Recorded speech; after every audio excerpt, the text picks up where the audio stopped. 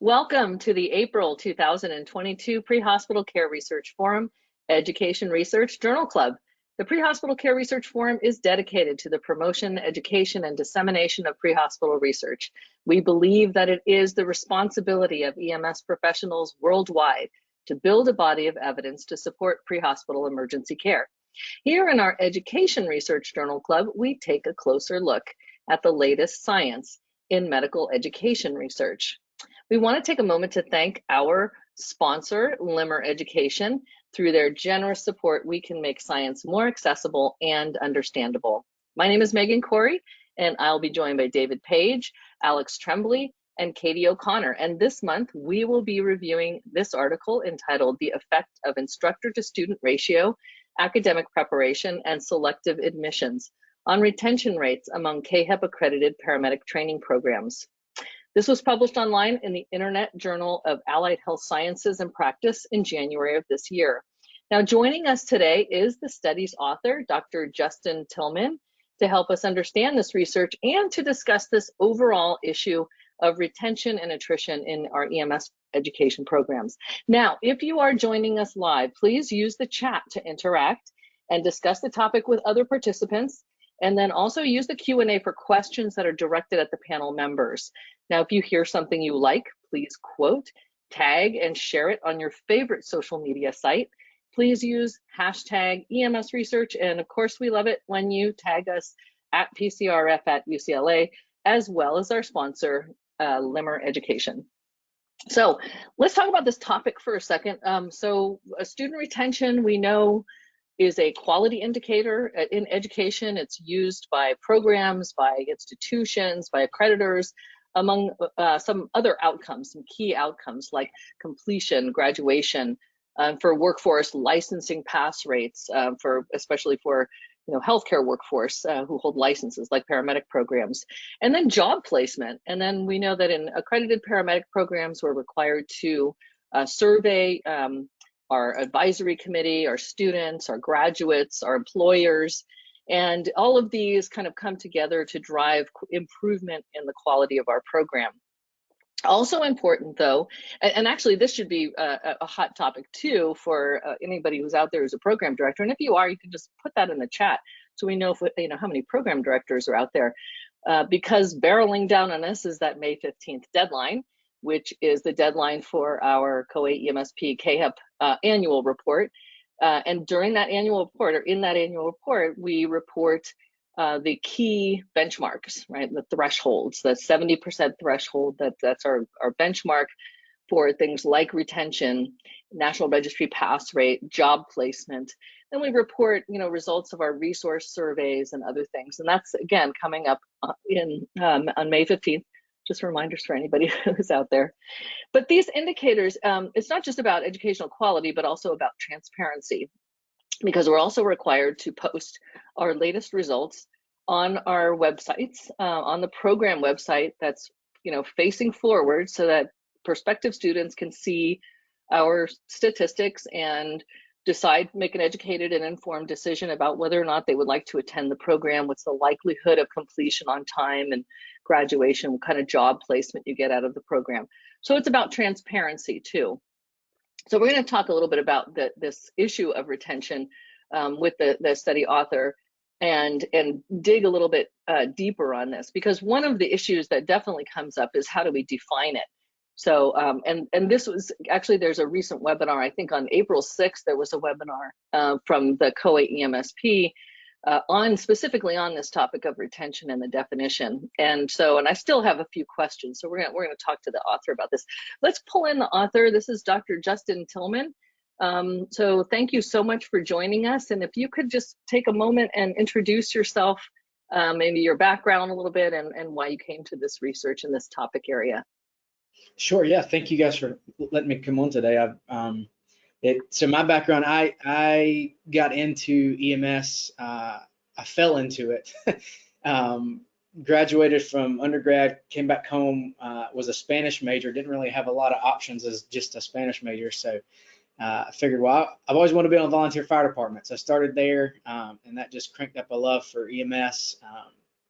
Went back to school, got my paramedic certification and worked in EMS full-time for about 5 years, and then I've been part-time since I moved into the education side. But yeah, I've been a program director since 2014, and then recently passed that baton on and have moved up as a dean over our public safety programs and other workforce development programs. But so I've seen it from both sides. Both the program director side, I have done many an annual report, and am now helping our current program director with that. But the topic itself, retention is the one measurement that really gave me angst as a program director, because it seemed like it was the one that I had the most trouble wrangling in, defining.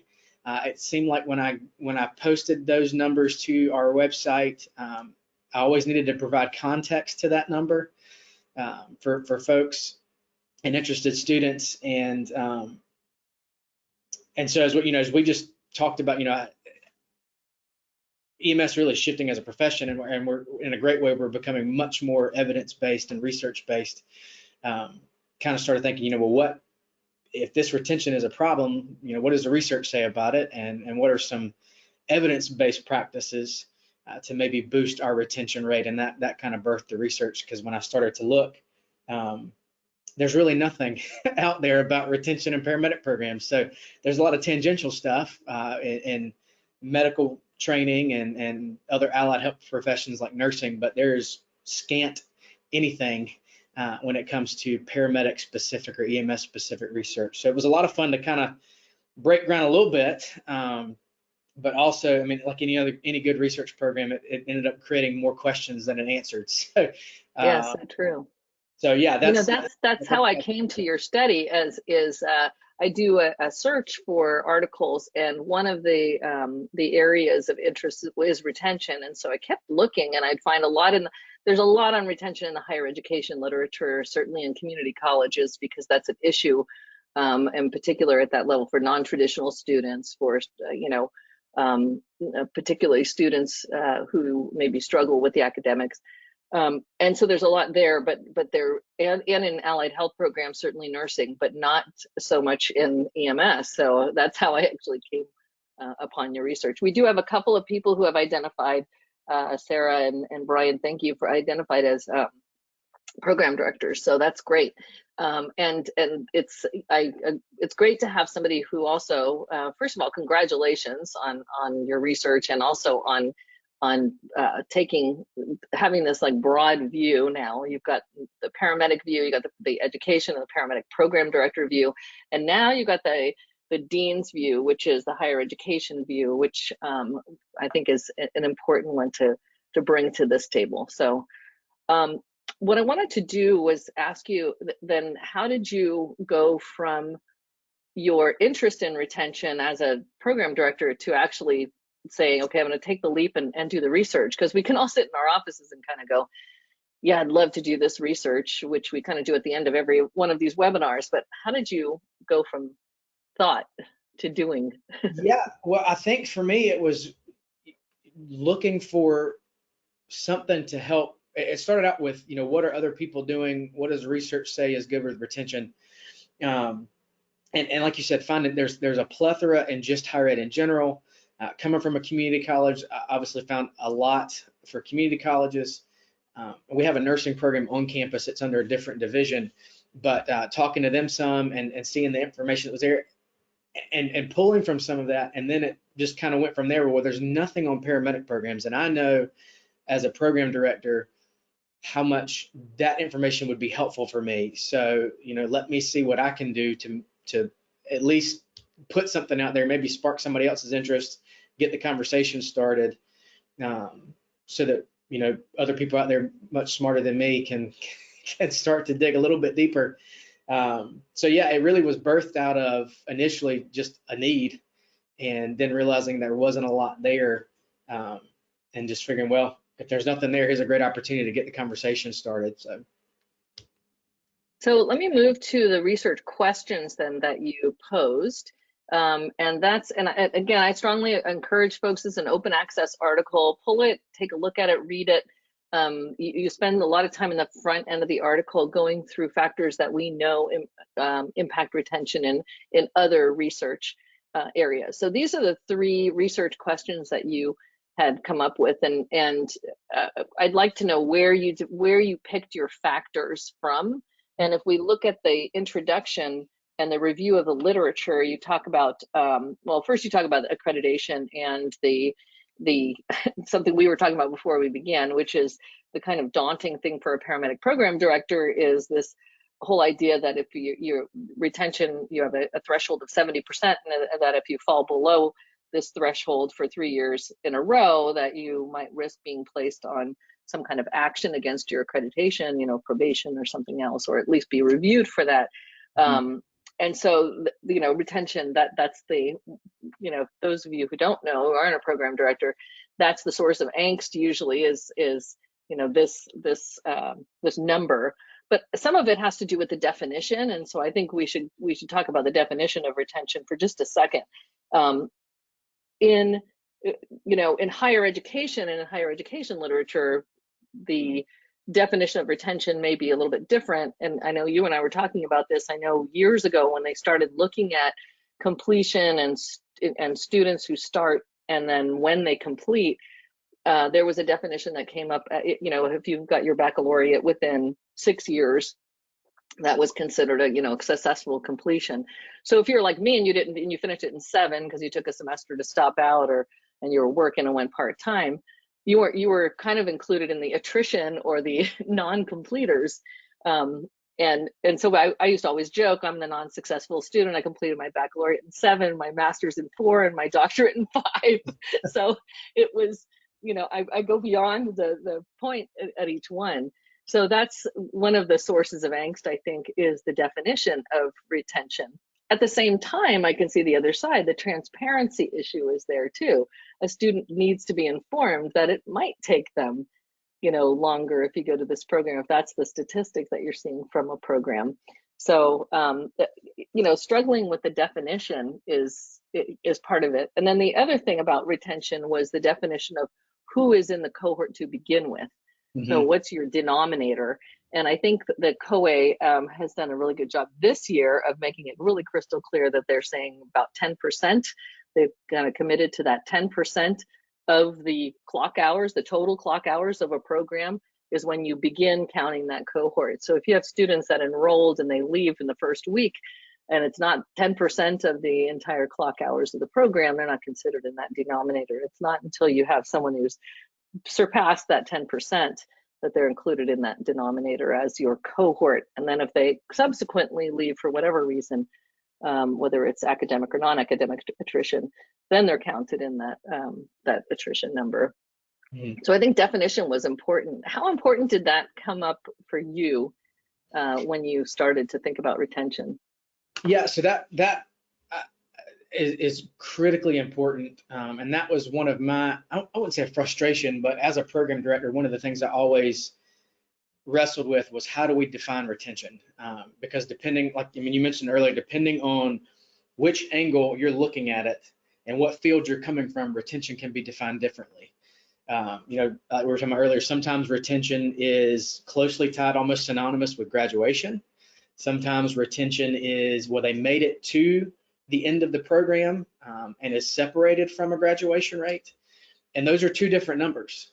And so, and then I think a lot in my discussion with program directors when I was a program director, there was a lot of talk about, well, when we talk about retention, you have academic reasons for attrition, you have non-academic reasons for attrition. And a lot of the non-academic reasons we have zero control over. And so, how do I provide context to students without getting into Hipaa violations or Ferpa violations that, well, yes, this number looks low, but let me give you some context to that. So that was the tough part, is not being able to nail down one specific definition of retention. And I agree with you. I think the COA has done a good job, and kudos to them. I mean, they recognize it's a hard It's a common topic that they talk about a lot. So they recognize it's not as clear cut as we would like it to be, but I do feel like they're working to try to find a good point for everybody that we can all agree, all right, we're good with this as retention. We can all get on board with that. We thought that's a good assessment. Because you brought it up too, it's a transparency thing, and you want students to know when they're coming into a program. And I think I mentioned this in part of the introduction to the article, is if a student's looking for programs and I see a program that has a retention rate of 20%, then my first thought is going to be, well, I have next to no chance of probably finishing this thing. And so why even start?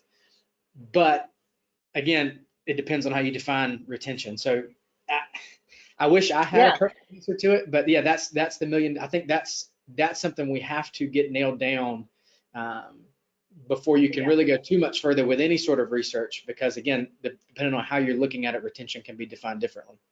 Yeah, and I think you and I talked about this. The issue I know that I have at our college is, as a program director, is the on time. So the on time graduation, and because our on time graduation date happens to be in December of a year, then if students go beyond that time point and complete their field internships in January and then complete their exit competencies in January, they are not counted in that cohort. They're counted as attrition because they didn't complete on time within the calendar year, which is when the annual report is. However, there is an area, and that's why if those of you out there are program directors filling out your annual reports, and you struggle with this too, because the attrition definition says they have dropped out, and they haven't dropped out. They're still in progress, but they just haven't completed on time. So for whatever reason, for us, it's reasons outside of our control that have to do with placement delays, not for placement, but during the internship. So they get delayed because of training going on at a fire service, where they bump the interns to train their own people for a couple of weeks here and there, and it just prolonged, especially during the pandemic, prolongs this time to completion. So when that happens, you end up with this number, and it really looks terrible. But when you do have that number, there's a whole area of the annual report where you explain this, where you say this is what's happening and this is what we're doing about it. It makes you kind of reflect on it, and then you also can put that on your website. Since we're supposed to put this on our website, you can put it on your website. So and I'm curious about that, because I think when we talk about retention here, you had to have sort of settled on something of a definition. So tell us about the factors that you picked. So you picked cohort size, and actually you put student to instructor ratio, the prerequisite coursework, and then also whether or not there's the presence or absence of a selective admission process. Why those three? Yeah, and real quickly, just to go back for just a second,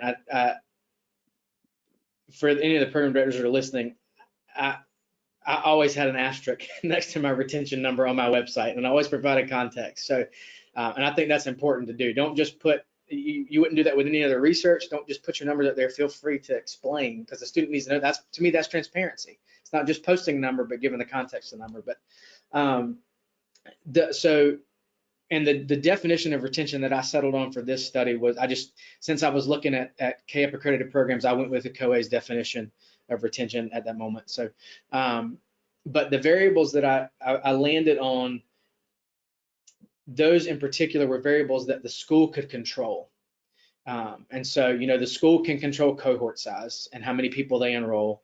The school can control their within cohort size, also can control their instructor to student ratio.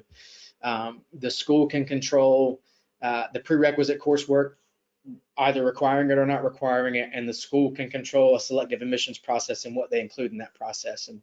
And I totally recognize one of the limitations of the study was I didn't look at things like socioeconomic status or anything like that. Just making an assumption for this study that schools generally have wraparound services for those things, and looking more at, as a program director, what are some things that I could control on the front end, and how would they relate to potentially, retention rate on the back end.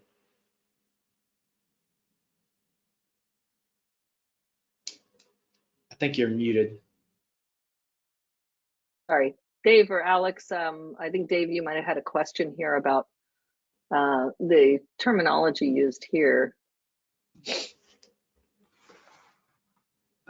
Hi, yes. Well, first of all, congratulations. I think it's great that you did the research, and awesome that you're using the annual reports. You know, if we're talking about methods and what's the research question, I think that, you know, focusing on what programs can change, what's useful.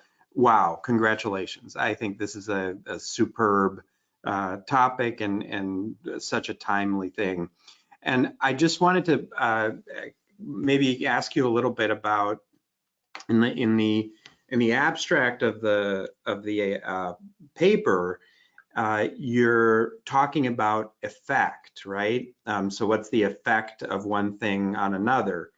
I think that the research question is super well put together, which is there a difference, right? And I just wanted to, for our audience that's thinking about doing research and thinking about how to think about these things, talk about the difference between, you know, are things associated with each other? Smokers get cancer. Does smoking cause cancer? Is probably a causation versus association, but we have to prove that. We have to have people who really don't have cancer, smoke, and then get cancer. And hard to do in a retrospective study where we're looking at, well, did all the schools that had low enrollment or small cohorts, they did better? It could be just because they happened to be in schools that had amazing instructors, and what Margolis and company showed with their high-performing EMT and paramedic program papers was, you know, that the the quality of the instructor, the credentials of the instructor, maybe they're physicians, maybe they're PAs, that had an effect, right? So we think some of these things are correlated, but perhaps not have the causation or relationship that says by reducing class size, you'll actually do better. Yes. Or by having, in some cases, having coursework required prior to, perhaps that was, you know, useful. It's correlated, but it may not be causal. Is that kind of how you see that? Yes, absolutely. And I appreciate you bringing that up. And yeah, probably effect was not the best word to use in the abstract, but because you're exactly right. There was no, I think a good next step, and kind of what we've started to do in our program here, is a little bit more experimental. And I don't mean experimental in the sense of, well, we've got one group that's not doing it and one that is doing it. But we're starting to take some of these things and put them into practice and see, are we seeing, if we can control for other stuff, are we seeing? Then I'd feel a little bit more comfortable saying the effect is there. But you're exactly right. And all I found here were correlations. Does not mean that any of these things caused anything. But specifically with the selective admissions, it was statistically significant enough to warrant, all right, there might be something here. Yeah, and I do love that, and I'm glad you're conscious of it too, because you know, when you think selective admissions, some of that, and especially when it comes to equity, gets to be a little bit dangerous, right? Because we could say exclude someone who we might actually think is a viable candidate because of, for example, reading levels. Mm-hmm. And then we find out that, you know, their reading level is low because English is their second language, as English is my second language, but I can't even talk today. So the concept of this selection criteria ends up being really, really interesting, and just exactly what matters in that selection criteria. I loved, you know, for those that haven't necessarily been able to read the paper, these oral interviews, standardized test scores, years of experience, science GPA, high school GPA, entrance exams, letters of reference, overall college GPA, and application essay. These were, you know, you rank them in order of most frequently used.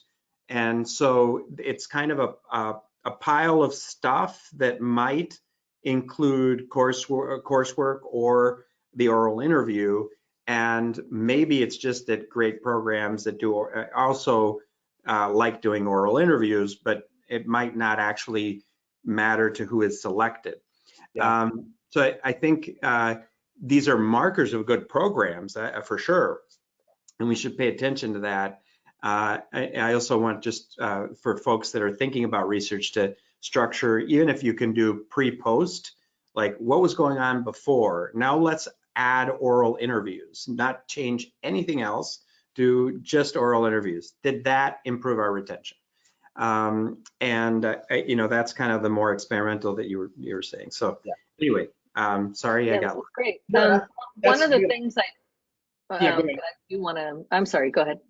No, I was going to add, you're exactly right. And I think, you know, selective admissions does have this little bit of a negative connotation to it. And the big push now is more holistic admissions processes, which are great. And my biggest thing was mainly taking a snapshot of, all right, what's going on now? Those programs that have a higher retention rate, you know, what are some things maybe they're doing? Is there any correlation with that? And I agree with you. And I think as a program director, if you use anything in this paper at all, use it to help inform. Doesn't mean that this is the magic bullet. Doesn't mean that you need to do everything on this list. This is just, like you kind of mentioned, just wanting to get out there. These are some things some programs are doing that does have a correlation to a higher retention rate, and so something to maybe consider in an overall holistic approach. You've laid groundwork for it, right? Because one study helps us prepare for the next study. So we now know that there's this correlation, and we can dig deeper into exactly what part of the admissions process. And the admissions process may not be exclusionary. It may be more advisory and helpful. If we identify things that the learner needs, then we can help that learner make sure they're successful.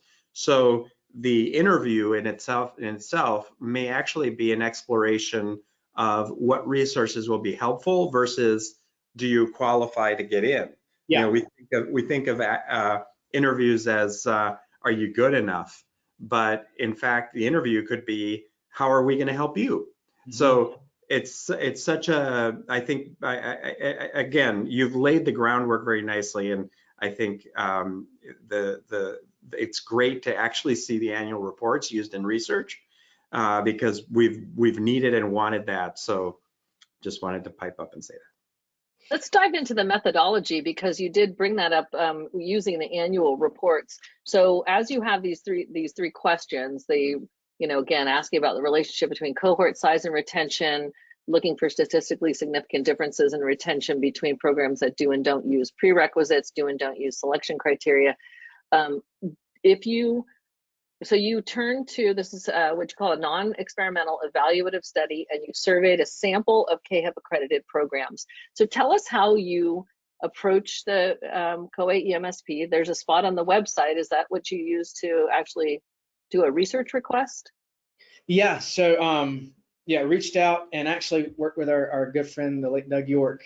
He was real helpful. So but he was really instrumental in getting me plugged in and getting me access to the data. There's a form that you can fill out specifically with what data you want to use. And what I wanted to do was, again, that's a data set that's readily available, so not recreate the wheel. And so, yeah, Dave, you mentioned it, but yeah, anybody out there who's looking to do some research on annual report data to the COA was great. And that's, take it from somebody who's done doctoral work. Anytime you can find a data set that's already there, use it. Yeah,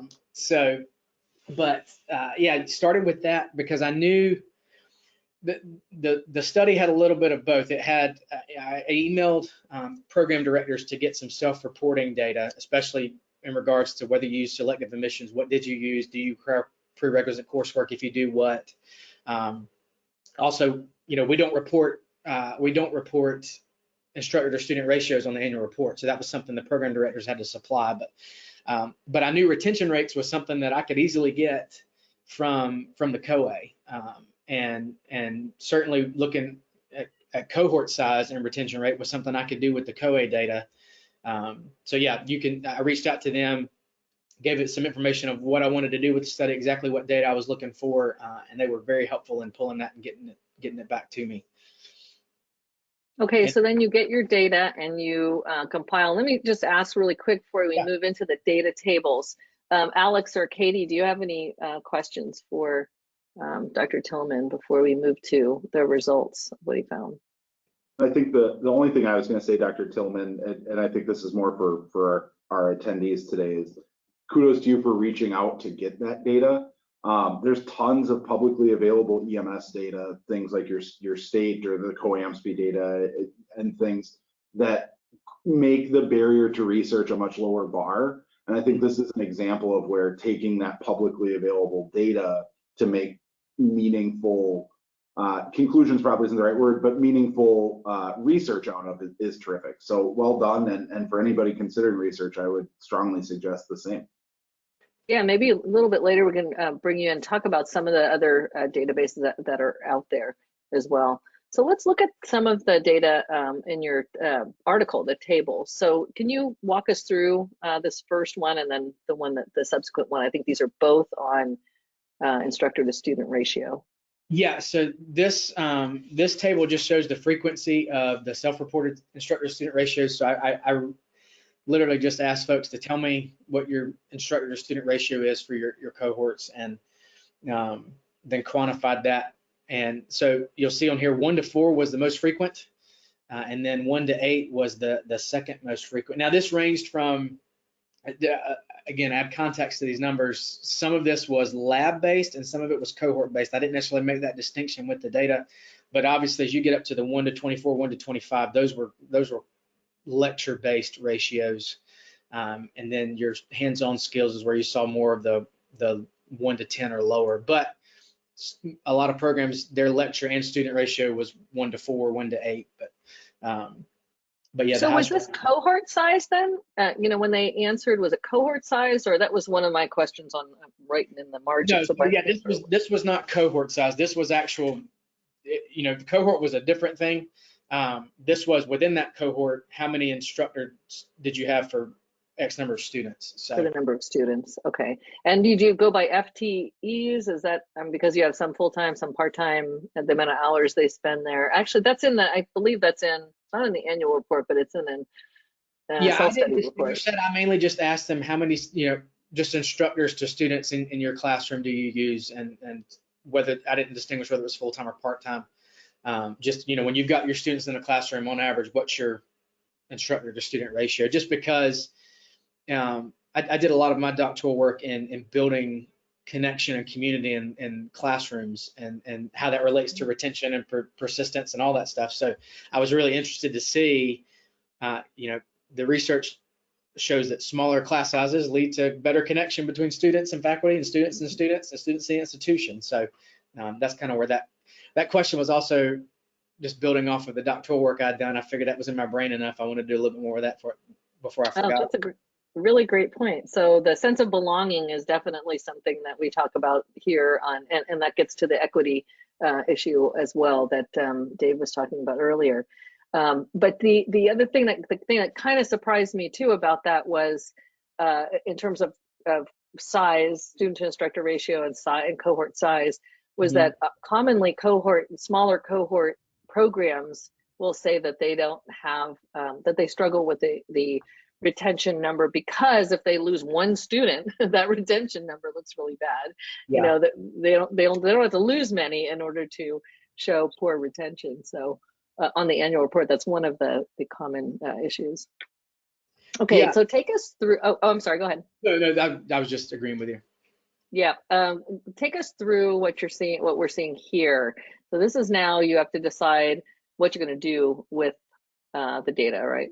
Yeah. So what this was is I took the data from the previous table and more or less quantified it, gave it a numerical value. So if the ratio was 1 to 10, then I gave it a score of 10, and then used that to do a scatter plot just to see if there's any correlation between those ratio numbers and the retention rate that was self-reported. And I will say that was one, if I could recommend an improvement for anybody, that was one issue that was difficult. Is I kind of had to break the study up a little bit because the COA data, and appropriately so, I couldn't easily correlate to the responses from program directors because it's de-identified, and it necessarily should be. You don't want, I get you don't want program directors looking at COA data and being able to identify who the programs are and all that stuff. So that was, I wish I would have been able to more closely tie the COA retention data with the program director surveys that I sent out. But all that to say, I took the table that you just saw earlier, table 1, and quantified that into a singular number to do the scatter plot. And then there was nothing in the scatter plot that showed any sort of correlation. So I ran a correlation test just to make sure I wasn't missing anything. And that's what you see here as a result of that. So there was no statistically significant correlation between that I could see in the data that I had in ratio of instructor to students and the overall retention rate, which was surprising to me because I really thought the lower instructor to student ratios would correlate to a higher retention rate. Again, it doesn't mean that it doesn't. It just, in the data set that I had, their correlation wasn't there.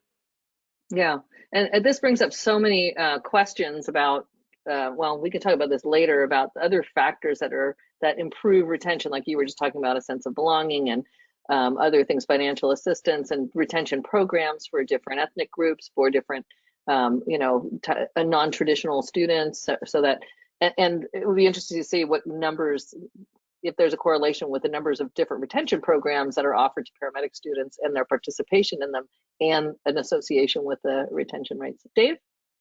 I think that instructor-student ratio is such a hot topic in EMS that it's worth pausing for a second to say that student interaction has changed, right?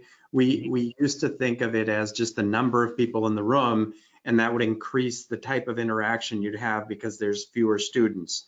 And I really am very nervous because obviously we still have national guidelines that say, make sure you have a 6-to-1, 8-to-1. I don't know. If you're really running a simulation well and everybody has a job, you could have 20 people busy doing a great simulation, all of them engaged, and there's one facilitator, and the thing is really interactive. So I think that it's an antiquated concept that just because you have one instructor with every 4 students, that's going to be more interactive and better for the student.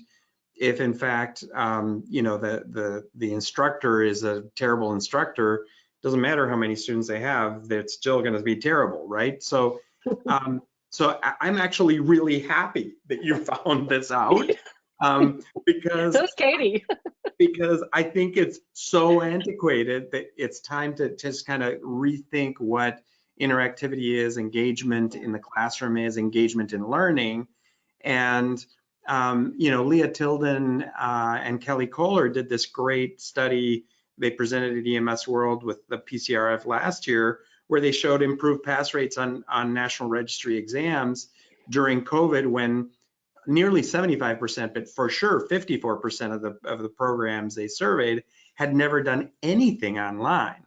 So I think we have these kind of perceptions about what matters and what doesn't, and I think we need to be just very, very careful. And I wouldn't throw out the baby with the bathwater. I don't think it's good to have 100 students and think that you're going to be able to do, effective interactivity without some help. But peer learners or near peer cohort kind of mentors, I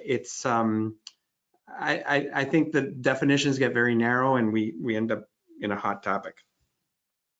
Katie, I just wanted to remind everyone of our conversation last month, where we saw amazing results in learning and that transferred to patient care when we didn't have instructors involved. Not to say that we should throw instructors out. Like, I think that there's a lot of good ones out there, but it's just a thing. Like, we think of instructor to student ratio. I love your discussion in your limitation section, where you really are talking a lot about, we're looking at so many factors that happen before we get to the classroom and not looking at anything that's in the classroom.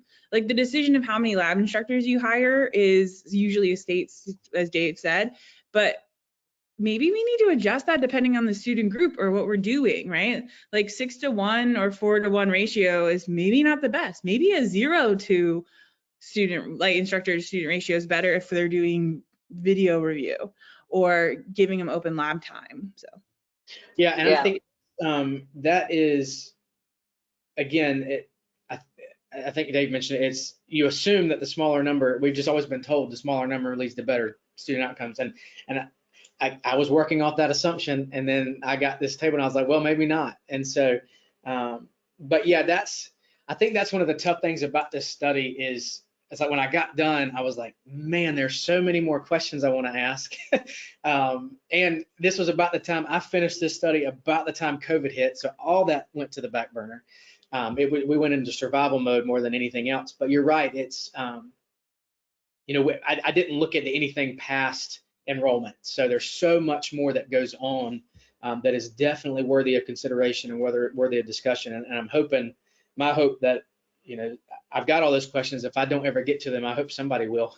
Exactly. But now we have it. And now what you want to watch is how many times your article is cited for the start, right? To say, okay, this study found this, and now we wanted to build on it to study this. So calling all researchers out there, get to work.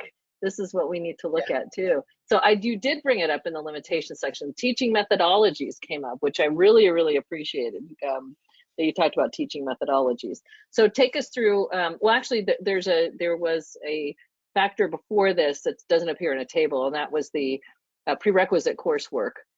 So, and it kind of relates to this as well, because I think prerequisite coursework is embedded in here, but tell us about the prerequisite coursework. Was it presence or absence or type of prerequisite coursework? It was asking programs, did they require prerequisite coursework, and if they did, what did they require? And I think it was like 100 of the programs that responded to the survey.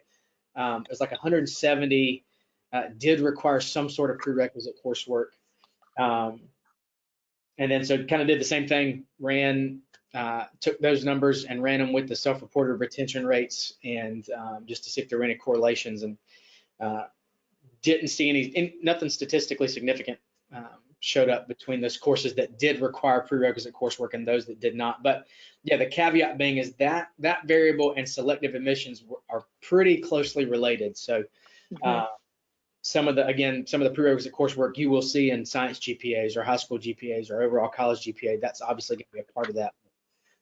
Yeah, we also have a built-in prerequisite that we don't call a prerequisite, and that's EMT basic, or the EMT level. And it's also an exit point, which creates problems with retention as well, because if, you know, and I know in different areas it's different. I know in our area, if a fire service is hiring and you've got a job with benefits and better pay and a public safety pension, that can pull your students right out of paramedic school and into that job, you know, for the gainful employment. So sometimes that's a factor in some areas as well. And it's because we have that exit point. Whereas in nursing, you really don't have to be a licensed vocational or a licensed practical nurse before you become a registered nurse. So you may not have the temptation to exit the program midstream to get, you know, gainful employment. So that sometimes can be a factor too. We never kind of put that in a prerequisite because we never think of it we think of it as an obvious first step that you have to have EMT. So just so people know, the prerequisite coursework was not, you know, EMT was not included. That's assumed. Yeah. Tell us about the selective admission criteria. This one I thought was really interesting.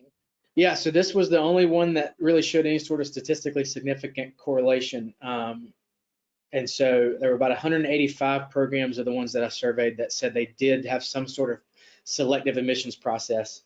And I think it was the median was 85%. Median retention rate was 85% for those programs that said they did, and it was 80% for the ones that said they didn't. And so then I followed that question up with, okay, if you do have it, what are you using in your selective admissions process? And obviously anybody who's good with math will notice that those numbers add up to way more than 185. So some programs use more than one. So it's just indicating the number of times that selective admissions criteria was mentioned by a program, with, like I said, the top four being your oral interviews, your standardized test scores, your years of experience, and then the science GPA. I'm sorry, for the years, and I'm surprised that cameras didn't go on with Dave and Alex and Katie. When I saw years of experience, I thought, oh God, here we go, here we go with the debate. And years, not type. It says years of experience, not type of experience. So it doesn't say, 911 ambulance versus volunteer versus whatever. And also standardized test scores came up, and I'm really curious about that because people are dumping them left and right at other levels, at institutional levels. For a number of reasons, and yet we're still hanging on to it. So, Katie? Yeah, so this is such a hot area of topic, and I was just going through admissions process myself, and I have a lot of strong feelings around some of these things, especially being on both sides of the equation, right? So my question to you is, your experience, you've been doing this for a while, sometimes we may put assumptions, I think, to these, like, oh, a high GPA means that you'll be successful in school because you can handle rigors of coursework. But Dave was talking for at least 10 minutes earlier about how correlation does not mean causation. So I just wanted you to just speak a little bit about here of we attribute a lot to years of experience means you'll be a good paramedic, but are these really just markers for other things, right? Does high standardized test scores really just mark that you had wealthy parents who could afford to send you to an SAT prep course, or that you happen to be white, middle class, affluent from the US, so you can answer those analogy questions better than somebody who doesn't have the same analogies, right? So there's a whole conversation around this, and I just would love to hear your opinion of what you think this admissions criteria is really signaling. Yeah, I think, and that is a Pandora's box, but we'll open it. I think it kind of goes back to the instructor-to-student ratio discussion, the instructor-student ratio discussion. I think a lot of it is just ingrained in us that we've always been told that these things will mean better performance in a program, and so it's just tradition. We've used standardized test scores. We've used years of experience. We've used GPAs. I will go out on the limb to say that I have, in the past 5 years, put less and less stock in somebody's GPA than I used to. And that opens up a whole other discussion into grade inflation and all sorts of that stuff that we won't get into today. But I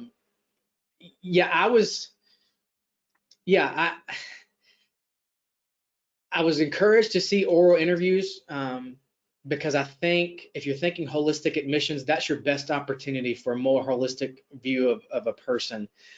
If that interview, the caveat being, if that interview, like David mentioned earlier, is getting to know the student, and not, if the interview is not a bunch of scenario-based questions or like an oral board or anything like that.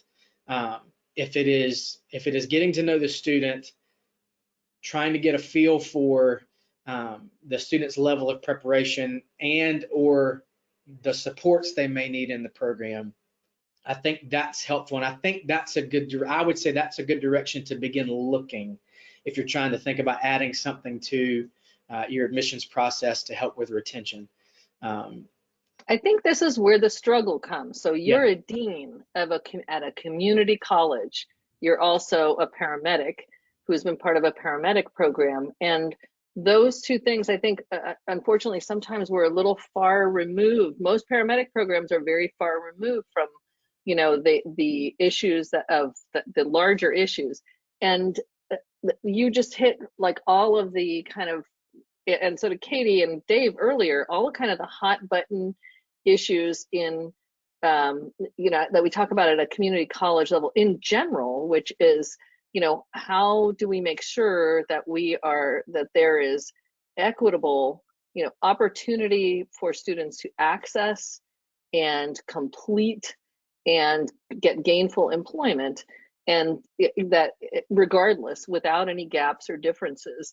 And we know where the differences are. These are measurable, and they've been measured for a long time.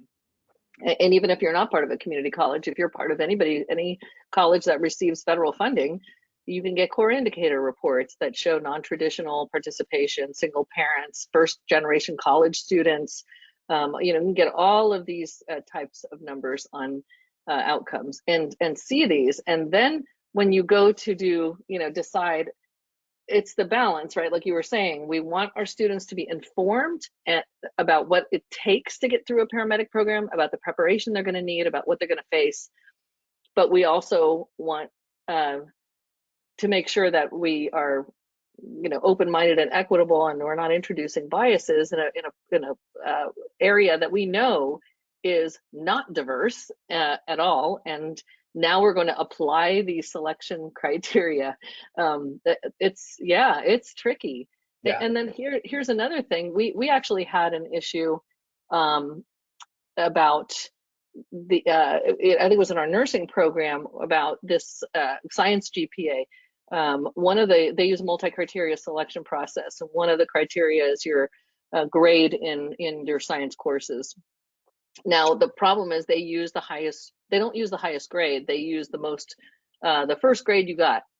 So if you took physiology within the 7-year time period that they have, because they have a 7-year time period that you have to have it within, if you took it and you got a C, and you had a lot of stuff going on in your family and you're a single parent or whatever, and you decided 2 years later, 3 years later, I'm going to retake this because I want a better grade and a better understanding, and you got an A, they used the C because they said that was the first one you got. And I said, you are penalizing persistence. That doesn't make sense. So all of these discussions happen at like the micro level, and I think when you just putting this general table up, it really raises a lot of issues. So, and that's sort of one of them, are what Katie said, are we just selecting people who are most likely to succeed? Yeah. And that's it. And again, it comes to, if you have that choice, there are a lot of programs that don't have that choice, that have a problem recruiting, that don't have a big pool to fish in, that they have, they can't do selective admissions because they can't even get enough to fill a classroom to have their dean, be satisfied that they've got enough people to fill their class. So then you've got another issue, which is support. Then you have the back end issue. How do we support the students that we have to get them to where they want to be? So many issues in this. Yeah, and that's a tension. I mean, being a dean, I get that. That's a tension of, you hit a certain level of institution and you're really focused on enrollment. But then you've got, as a program director, I was focused on, I've got to keep the students that I do have, and high enrollment does not always go with high retention.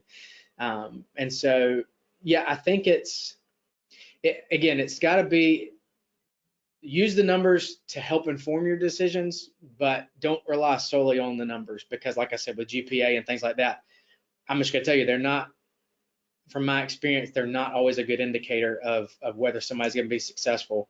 And it's in the sense of, yeah, they might be able to do some book work, but they may be a horrible clinician. And so looking at other things that are involved. And then when you get into the classroom portion of, like I said, which I didn't even look into at all, you've got them, you have to do what it takes to keep them. And sometimes that means specific wraparound services, or it means going above and beyond. And I think that's one of the things I've tried to push for our folks is, when we get a student, we're not just going to keep them because COA says we have to keep them. We're going to keep them because it's the right thing to do. If we've got them this far, we need to get them to the end.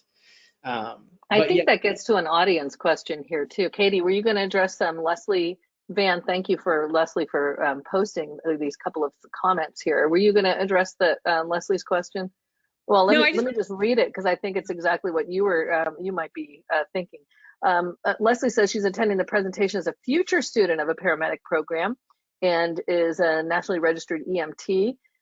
She had attended a major university for EMT and was stunned at the number of students that were not paying attention, on their phones, showing up consistently late, eating super crunchy snacks during lectures, very distracting behavior.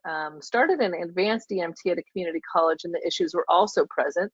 And in that program, there were firefighters that were allowed to get their skills and ride time while working, which is a paid internship.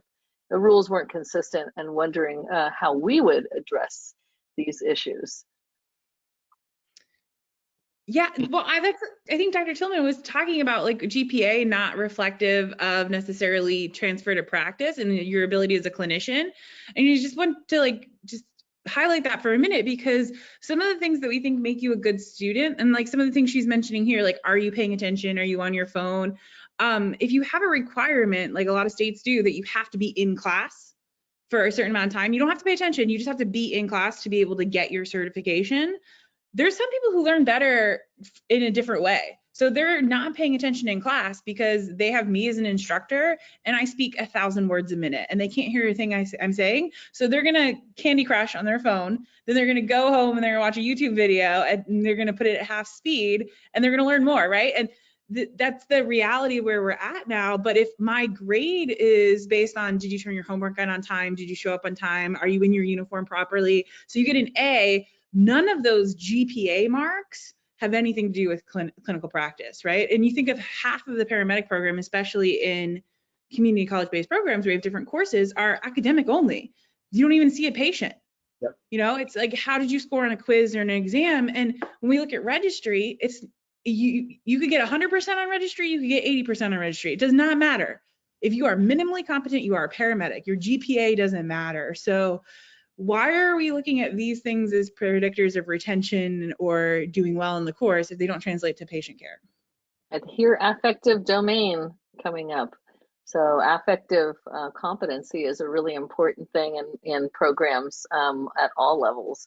And code of conduct was something that Leslie brought up too, should be paramount. And that's very true. That's affective right up at the front. And I think we talk a lot about that at CAAHEP accredited programs, is making sure that their affective domain is assessed at all levels in the didactic lab, clinical internship, and then overall as a final outcome. So that's another, there's all these offshoot studies that we're talking about here that you've now helped us launch on our way. Plenty of work to be done. So now let me ask you that. What if you were to launch another study? What from this? What would be? Because there's so many. I mean, we've talked about so many things. What would be your next piece, or are you working on another piece of research? Not yet, but what I would love to, and I think Katie had kind of was going in that realm. I would love to look at the post-enrollment stuff. I'd love to see teaching modality. I'd love to see does that have, is there any correlation there? Again, I don't, other than maybe using some of this stuff in a pre-admissions process, I personally don't think we're at the point to start experimenting yet. I think it's still just figuring out what's out there and finding out what folks are doing and are there any relationships, because that to me would then inform, all right, if we want to experiment a little bit and see if this stuff really does impact and we can start controlling for various things. I personally don't think we're there yet. Some people may disagree with me, but that would be my next biggest interest, would be to see, what are we doing in the classroom? Those programs that have higher retention rates, are there things that are going on in the classroom that are helpful? Because I think, to me, if those things are there and we are finding some relationships, then I personally would say that's where our focus needs to be. Because, like Katie mentioned, a lot of times, I think you mentioned it too, Megan, that some programs, and we weren't necessarily we were a big program, but we weren't, we still had the issue of we wanted as many people as possible. So, those programs that have trouble recruiting, they may not have any ability to affect anything on the front end. Their dean won't let them. So, unfortunately, anything I've mentioned here is not useful to them. But best practices in teaching, best practices in the classroom, what are good rapid services, those things they can use. So if they've got educator preparation too, preparation in these factors, in things like what are the factors that are associated. I think Leslie also brought up the making sure that the student feels proud of the educational institution, the sponsoring institution, which I think is a really good point, linking to the mission of the overall sponsoring institution, whether it's a community college or whoever is sponsoring the program. I think is really critical, because the mission typically is links to providing equitable access and opportunity to your community.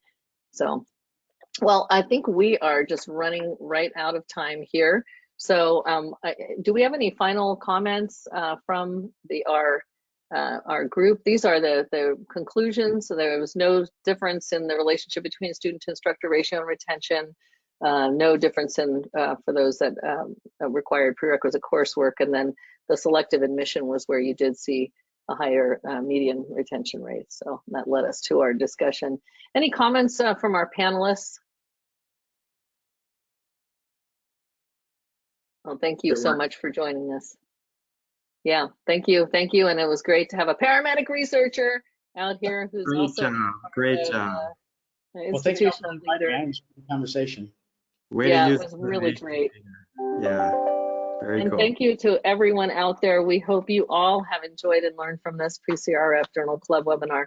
Please share it with other interested EMS professionals. An archive of our past journal clubs can be found at pcrfpodcast.org, and you can also find us on Facebook at PCRF at UCLA and our website prehospitalcare.org.